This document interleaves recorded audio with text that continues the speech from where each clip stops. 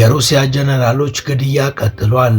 ባሳለፍነው አርብ ምሽት በሞስኮ በሚገኝ አፓርታማ ውስጥ የሩሲያ የስለላ ክንፍ ዋና ኃላፊ ጀነራል አሌክሴቭ በበርካታ ጥይቶች ተደብድበዋል። በዚህ ክስተት ጀነራሉ ሳይሞቱ እስካሁን በሆስፒታል ውስጥ በሕይወት የሚገኙ ሲሆን የተደጋጋሚ የጀነራሎች መጠቃትም የሩሲያ መንግስትን እንቅልፍ የነሳ ጉዳይ ሆኗል።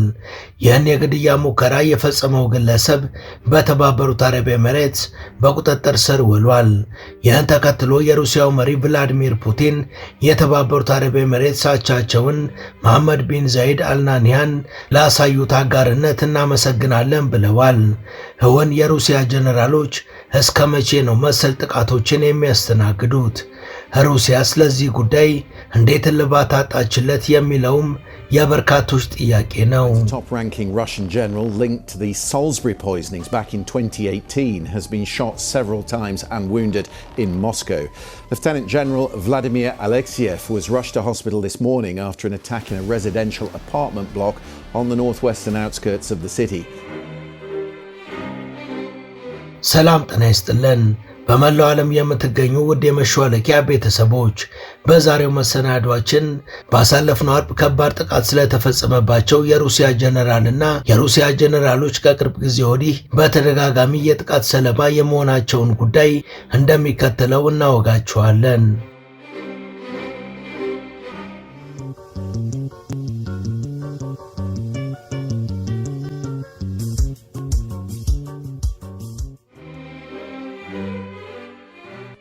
በምዕራባውያን የፖለቲካ ባህል የሩሲያ ጀነራሎች ወይም ባለስልጣናት መገደል ለወጉ እንኳን ሙት አይወቀስም የሚል ብሂልን ፈጽሞ አልፈጠረበትም። ይልቁንም ከአሜሪካ እስከ መላው አውሮፓ የተዘረጉት የምዕራቡ ዓለም ጋሻ ጃግሬ የሆኑት የሚዲያ ተቋማት የሰርግ ድንኳን ጥለው መጨፈር እስኪቀራቸው ድረስ በጀነራሎቹ ግድያ ይፈነድቃሉ። የሩሲያ ከፍተኛ ጀነራል አሌክሴቭ ላይ ከቀናት በፊት የግድያ ሙከራ ተደርጎባቸው ሆስፒታል መግባታቸው እንደተሰማ ከቢቢሲ እስከ ሲኤንኤን ከጋርዲያን እስከ ኒውዮርክ ታይምስ እና ሌሎች ግዙፍ የምዕራባውያን የሚዲያ ተቋማትም ጀነራሉ ላይ ከተፈጸመባቸው የግድያ ሙከራ ባሻገር ግድያ የተፈጸመባቸውን ሌሎች ጀነራሎችን ስምና ቁጥር እየዘረዘሩ የእጃቸውን ያገኙት ማለት እስኪቀራቸው ድረስ እየዘገቡ ከርመዋል። የሩሲያ ወታደራዊ የስለላ ክንፍ ምክትል ኃላፊ አሌክሴቭ አርብ ዕለት በሞስኮ በሚገኝ አፓርታማ ውስጥ በተደጋጋሚ ጥይት ተመትተዋል ሲሉ የወንጀል መርማሪዎች ተናግረዋል። ይህን ዜና ተከትሎም ዓለም እየተነጋገረበት የሚገኝ ርዕሰ አንቀጽ በመሆን ቀናት ነጉደዋል።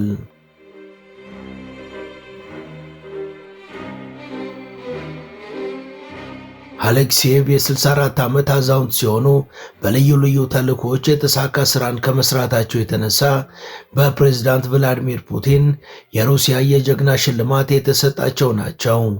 ብዙ ጥይቶች ተተኩሶባቸው ተጎድተው በከባድ ሁኔታ ላይ እንደሚገኙ የተዘገበ ቢሆንም የምዕራባውያን ሚዲያዎች ግን ሳይሞቱ አልቀሩም ወይም ሞተዋል በማለት ማሟረታቸውን ቀጥለዋል። እንደ ቅርብ የመረጃ ምንጮች ከሆነ ግን ጉዳቱ ቀዶ ጥገና አስፈልጎት የነበረ ቢሆንም በአሁኑ ወቅት በሕይወት ይገኛሉ ተብሏል። አሌክሴቭ ከቀዶ ጥገናው በኋላ እንደገና ወደ ንቃተ ህሊናቸው እንደተመለሱ የተረጋገጠው ደግሞ ታስ የዜና ወኪል ቅዳሜ በሰራው ዘገባ ነበር። ታስ አክሎም ዶክተሮች ሕይወታቸው አደጋ ላይ እንዳልሆነ በልበ ሙሉነት ተናግረዋል ሲል የሕክምና ምንጮችን በመጥቀስ ነበር የዘገበው። የግድያ ሙከራውን ተከትሎም የሞስኮ ፖሊስና የሩሲያ ደህንነት መስሪያ ቤት በጋራ የምርመራ ኮሚቴን አቋቁመዋል። ይህ የጣምራ ኮሚቴም ወንጀሉ በተፈጸመበት ቦታ ላይ ድምፅ ማፈኛ እየተገጠመለት የማካሮቭ ሽጉጥ ተገኝቷል ብሏል። ምርመራው ብዙ ስኬታማ እርምጃዎችን በቀናት ውስጥ ማምጣቱም እየተነገረ ነው የሚገኘው። Senior Russian military officer Lieutenant General Vladimir Alexiev was rushed to hospital after being shot in Moscow on Friday, investigators said. It's the latest in a series of attacks on top military officials. መርማሪዎቹ አርብ ዕለት እንዳሉት አንድ ያልታወቀ ታጣቂ ከቦታው ከመውጣቱ በፊት በጀነራል አሌክሲየቭ ላይ በርካታ ጥይቶችን ተኩሶ ነበር። የአቃቢ ሕግ ባለሥልጣናት ደግሞ የግድያ ሙከራ ወንጀል ክስን ከወዲሁ ከፍተዋል።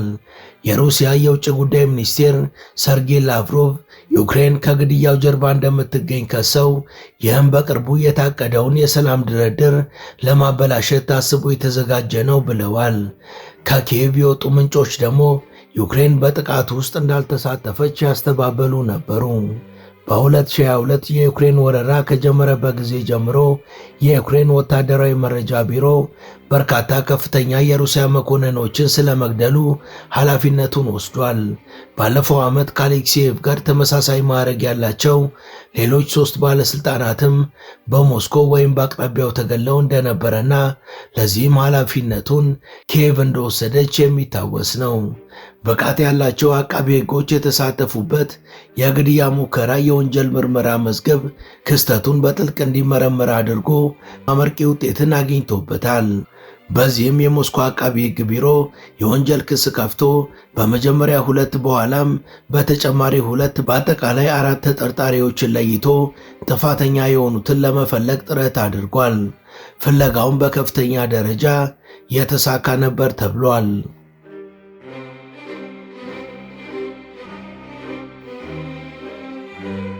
እንደ ሩሲያ የደህንነት ቢሮ ገለጻ ከሆነ ሁለቱም ተጠርጣሪ ሰዎች በነሐሴ 2025 በዩክሬን ተመልምለው እንደነበር አምነዋል። ከመጀመሪያዎቹ ተጠርጣሪዎች ውስጥ በዱባይ በቁጥጥር ስር የዋለው ኮርባ የተባለው አንዱ ሲሆን በኪየቭ የመሰለል ስልጠናን ወስዷል ሲል የሩሲያ ደህንነት ማረጋገጡን ገልጿል። ኮርባ አሌክሲየቭን ለመግደል $30,000 ቃል ተገብቶለትም ነበር ተብሏል። የሩሲያ ደህንነት መስሪያ ቤትን ጨምሮ የኮርባ እጅ በቁጥጥር ስር መዋሉ የተሰማ ሲሆን በግድያ ፈጻሚው ቡድን ውስጥ አባል እንደነበረና በደቡባዊ ፖላንድ በምትገኝ ካቶዊስ ከተማ እንደሚኖር የተነገረለት የፖላንድ ዜጋ ነው። በፖላንድ የስለላ አገልግሎቶች እገዛ በአባቱ ምልመላ ውስጥም ተሳትፏል ተብሏል። የፖላንድ ባለስልጣናት ለቀረበባቸው ክስ እስካሁን ምላሽ አልሰጡም። በሩሲያው ጀነራል አሌክሲየቭ የግድያ ሴራ ላይ ከመሳተፉ በተጨማሪ ግብረ አበር ተብሎ በቁጥጥር ስር የዋለው የኮርባ ልጅ ለቡድኑ የስለላ ስራ በመስራት ተሽከርካሪን በማቅረብ የመኪና የካሜራና የአቅጣጫ ጠቋሚ GPS መከታተያ መሳሪያዎችን በመዘርጋት ድጋፍ አድርጓል በሚል ክስ ቀርቦበታል። በቁጥጥር ስር የዋለው የኮርባ ልጅ በሰጠው የእምነት ክህደት ቃል የስለላ ተግባሩ ጀነራል አሌክሲየቭን ብቻ ሳይሆን ሌሎች 2 የመከላከያ ሚኒስቴር አመራሮችን ኢላማ ያደረገ እንደነበር ይፋ አድርጓል።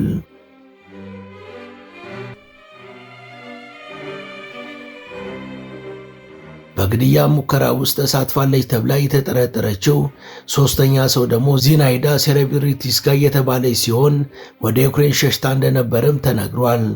የሩሲያ ፖሊስም የእስር ማዘዣ አውጥቷል። ጀነራል አሌክሲየቭ በ2016 የአሜሪካን ዲሞክራሲያዊ ሂደቶችን ለማዳከም በተነደፈ ሰፊ ተንኮል አዘል የሳይበር እንቅስቃሴ ምክንያት ከፈረጃቸው በርካታ የሩሲያ ወታደራዊ መረጃ ባለስልጣናት አንዱ ነበር። ከዚህም በላይ በ2023 አሌክሲየቭ የዋግነር የግል ቅጥረኛ ቡድን መስራች ከሆነው ከብሮዝኒ ጋር በዋግነር ቡድን አመጽ ወቅት እንዲያደራድር በሩሲያ ጦር ተልኮ ነበር። በወቅቱ የብሮዝጊኒ ድርጊት መፈንቅለ መንግስት እንዲሁም በአገሪቷና በፕሬዝዳንቱ ጀርባ የተወጋ ጩቤ ነው ሲሉ ጠርተውት እንደነበር የሚታወስ ነው። በወርሃ ጥር 2019 በእንግሊዝ ሳልስበሪ ውስጥ በተደረገ የነርቭ ጥቃት ምክንያት በአውሮፓ ህብረት ማዕቀብ የተጣለባቸውና ለዚህ ምክንያቱ ደግሞ የእንግሊዝ መንግስትን በአገሪቷ ውስጥ ይኖር የነበረውን የቀድሞውን የሩሲያ ሰላይን ለመመረዝ በሩሲያ ወታደራዊ መረጃ ወኪሎች እንደተፈጸመ ተናግሯል በመባሉ ነበር። ሌተናል ጀነራል አሌክሲየቭ የሩሲያ ጀነራል ስታፍ ዋና የስለላ ዳይሬክቶሬት ምክትል ኃላፊ ናቸው። ከቀናት በፊት የተሰነዘረባቸውን የግድያ ሙከራ ተከትሎ እሁድ ዕለት የሩሲያ የፌዴራል ደህንነት አገልግሎት በሞስኮ በተፈጸመው ጥቃት ተጨማሪ ተባባሪ ተጠርጣሪ የሆነውን ቪክቶር ቫሲንን በቁጥጥር ስር መዋሉ ተነግሯል። የደህንነቱ ሰራተኞች ተጠርጣሪዎችን በቁጥጥር ስር መዋልን አጠናክሮ በመቀጠል በዚያኑ ቀን የዩክሬን ተወላጅ የሆነው ቀጥተኛ የወንጀሉ ፈጻሚ እንደሆነ የተነገረለትን ዮርባ የተሰኘውን ግለሰብ በዱባይ ውስጥ በኤሚሬትስ እገዛ ተይዞ ለሩሲያ ባለስልጣናት ተላልፎ እንዲሰጥ ማድረግ ችለዋል።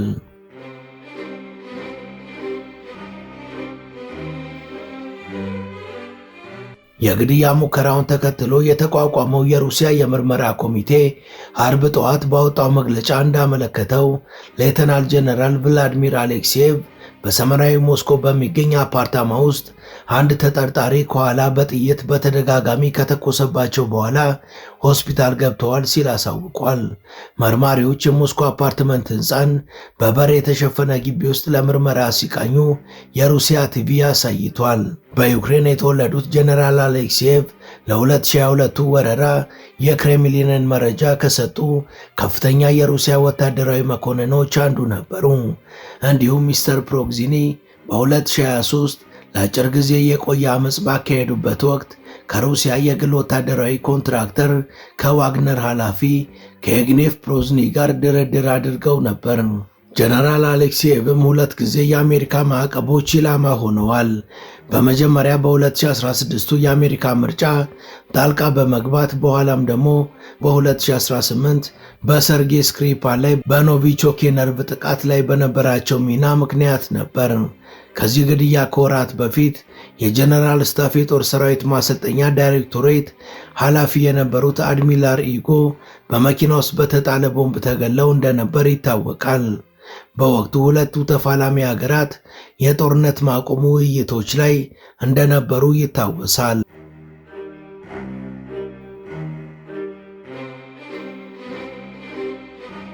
የአሁኑ ጥቃት የተከሰተው ደግሞ ተደራዳሪዎቹ በዩክሬን ውስጥ ለ4 ዓመታት የዘለቀውን ግጭት ለማስቆም ያለመ ውይይት በአቡዳቢ ለ2 ቀናት ካደረጉ ከአንድ ቀን በኋላ ነበር። ከወራት በፊት ለእርቅ ውይይት በታቀደ ሰሞን የተገደሉት የአሌክሲየቭ አለቃ የነበሩት አድሚራል ኢጎር እነዚህን መሰል ድርድሮች የሚመሩ ነበሩ።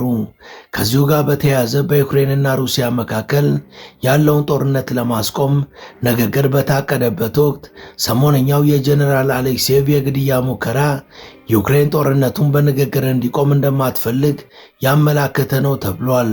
መሰል የጦርነትና ቁም ንግግሮች የታለሙባቸው ወቅቶች እየተጠበቁ በርካታ የሩሲያ ጀነራል መኮንኖች በሩሲያ ዩክሬን ጦርነት ማለትም ከ2022 እስካሁን ድረስ ተገለዋል ወይም ደግሞ የግድያ ሙከራ ተደርጎባቸዋል። ለዚህም ምክንያት የተባለው አውሮፓውያን ተጠናክረው ወደ ጦርነቱ በመግባት ሩሲያን ድል በማድረግ ክብራችንን እናስመልሳለን ብለው በማስላታቸው ሊሆን ይችላል ተብሎ ተገምቷል። ዋነኛ ተጠርጣሪ የሆነው ኮርባ የሩሲያን ምክትል ወታደራዊ ስለላ ኃላፊ ሌተናንት ጀነራል ቭላዲሚር አሌክሲየቭን በሞስኮ አፓርታማ ሕንፃ ደረጃ ላይ አድፍጦ በመጠበቅና እድሉን ሲያገኝም አከታትሎ በመተኮስ በክንዳቸው በእግራቸውና በደረታቸው ላይ ነበር የመቁሰል አደጋን ያደረሰባቸው። Lieutenant General Vladimir Alexeyev was shot as he left his Moscow apartment on the 24th floor early on Friday morning. An attacker dressed as a food delivery worker fired at him 3 times and fled the scene.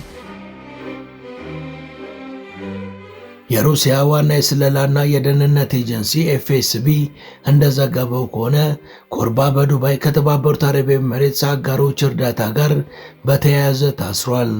የሩሲያው ፕሬዝዳንት ቭላዲሚር ፑቲን ተጠርጣሪው በቁጥጥር ስር ለማዋል ላደረጉት እገዛ ፕሬዝዳንት መሐመድ ቢን ዛይድ አልናህያን አመስግነዋል ሲሉ የክሬምሊኑ ቃል አቀባይ ዲሚትሪ ፔስኮቭ ተናግረዋል። የሩሲያ ባለስልጣናት ዩክሬን ጥቃቱን እንደፈጸመች ከሰዋል። ይህም በአቡዳቢ የሩሲያ የዩክሬንና የአሜሪካ ባለስልጣናትን ያካተተ የሰላም ድርድር በእስረኞች ልውውጥ ከተጠናቀቀ ከአንድ ቀን በኋላ በመሆኑ ነበር የሩሲያን ክስና ቁጣ ያጠነከረው።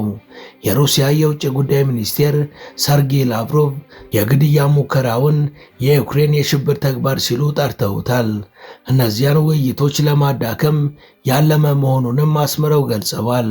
በሚያዝያ ወር የጀነራል ስታፍ ዋና ኦፕሬሽን ምክትል ኃላፊ የነበሩት ሌተናል ጀነራል ያሮስላቭ ሞላስኪን ከሞስኮ ውጭ በሚገኘው አፓርታማቸው አቅራቢያ በቆመ መኪናቸው ውስጥ በተፈጸመ ቦምብ ተገለዋል።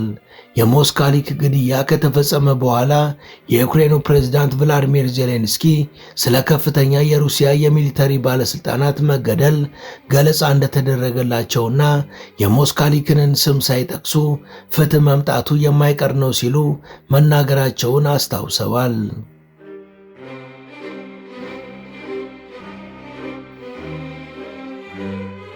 የኮርባን እስራት ተከትሎ የሩሲያ ወታደሮች በሰሜን ምስራቅ ዩክሬን ካርኪቭ እና ሱሚ ክልሎች 2 ተጨማሪ መንደሮችን መቆጣጠራቸውን የሀገሪቷ ጦር ገልጿል።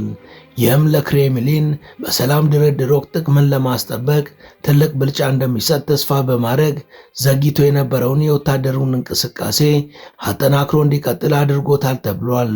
በሁለቱ ተፋላሚ ሀገራት መካከል በተደረገው ውይይት ዋነኛው እንቅፋት በምስራቅ ዩክሬን የወደፊቱ የግዛት ሁኔታ ነው። ሞስኮ ኪየቭ አሁንም የምትቆጣጠረውን የዶንቴስክ ክልል 1/5ኛውን እንድትለቅ ጠይቃለች። ዩክሬን በበኩሏ ሐሳቡን ውድቅ አድርጋለች። ከዚህ ባሻገር በሰሞነኛው የጀነራሉ የግድያ ሙከራ የተነሳ የድርድሩ ጣፈንታ ያልታወቀ ሲሆን የዩክሬን ዋና ተደራዳሪ ሩስቴም ኡሜሮቭም እንዳሉት ይህ የሶስትዮሽ ድርድር በሚቀጥሉ ሳምንታትም እንደሚቀጥል ይጠበቃል ብለዋል። ከግድያው ከአንድ ቀን በኋላ ቅዳሜ ዕለት የአሜሪካ ፕሬዝዳንት ዶናልድ ትራምፕ ጦርነቱን ለማቆም ለዩክሬንና ለሩሲያ የሰኔ ወር የገደብ ጊዜ መስጠታቸው ተሰምቷል። ይህ የሩሲያን ጀነራል ግድያ ሙከራን ያላካተተው የትራምፕ ቀጥተኛ የድርድር ርዕስ የያዘ መግለጫ ምናልባት ባልሰማ ለማለፍ የተደረገ ጫና መፍጠሪያ ዘዴ ሊሆን ይችላል ተብሏል። ነገር ግን ከዚህ የትራምፕ መግለጫ በመቀጠል የሩሲያ የፌዴራል ደህንነት አገልግሎት የስለላ ኤጀንሲ እሁድ ዕለት እንዳስታወቀው በሞስኮ ከፍተኛ የሩሲያ የስለላ መኮንን የነበሩትን ቭላዲሚር አሌክሲየቭ ላይ የግድያ ሙከራን በማድረጉ የተጠረጠረው ግለሰብ በዱባይ ታስሯል በማለት እንቅፋት አልገጠመንም፣ ድርድሩም ይቀጥላል ብለዋል።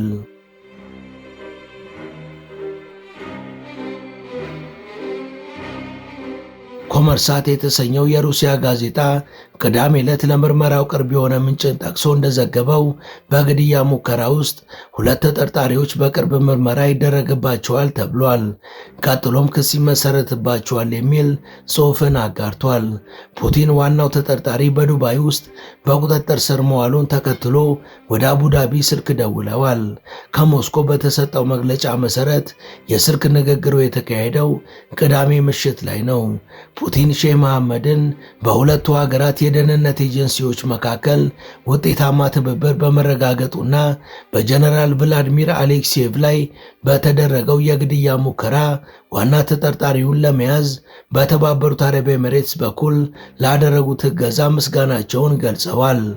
መሪዎቹ በቅርቡ የተባበሩት አረብ ኤሚሬትስ ፕሬዝዳንት ወደ ሞስኮ በሄዱበት ወቅት በተነሱ ጉዳዮች ላይ ተጨማሪ ውይይት አድርጓል ሲል መግለጫው አስነብቧል።